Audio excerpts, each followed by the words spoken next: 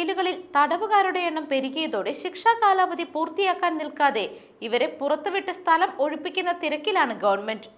ഒരു വശത്ത് വിദേശ ക്രിമിനലുകളെ നാടുകടത്തുന്നതിൽ ഏറെ ബുദ്ധിമുട്ടുകയാണ് ഇപ്പോൾ ഗവൺമെന്റ്. ജയിലുകളിലെ തിരക്ക് കുറയ്ക്കാൻ അടിയന്തര നടപടി വരുമെന്ന് പറയുമ്പോഴും ഇംഗ്ലണ്ടിലെയും വെയിൽസിലെയും ജയിലുകളിൽ നിന്നും 100-1 തടവുകാരെ മാത്രമാണ് സ്വദേശത്തേക്ക് മടക്കി അയക്കാൻ കഴിഞ്ഞത്. നീതിന്യായ മന്ത്രാലയത്തിന്റെ കണക്ക് പ്രകാരം കേവലം 73 വിദേശ ക്രിമിനലുകളെയാണ് ശിക്ഷകൾക്ക് സ്വന്തം നാട്ടിൽ അനുഭവിക്കാനായി നാടുകടത്താൻ കഴിഞ്ഞത്.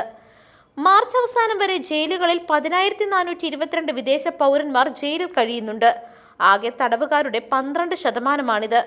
ഇവരെ തീറ്റിപ്പോറ്റാൻ പ്രതിവർഷം നികുതിദായകർക്ക് 47,000 പൗണ്ട് ചിലവുണ്ടായതായിട്ടാണ് ഞെട്ടിക്കുന്ന കാര്യം. 2024 കണക്കുകൾ പ്രകാരം അൽബേനിയക്കാരാണ് വിദേശ ക്രിമിനലുകളിൽ മുന്നിൽ. 1272 പേരാണ് ഇവർക്കിടയിൽ നിന്നും ബ്രിട്ടീഷ് ജയിലുകളിലുള്ളത്. 906 പേരുമായി പോളണ്ടും 750 പേരുമായി റൊമാനിയയും തൊട്ടു പിന്നിലുണ്ട്. News desk മെഗ്നവിഷൻ.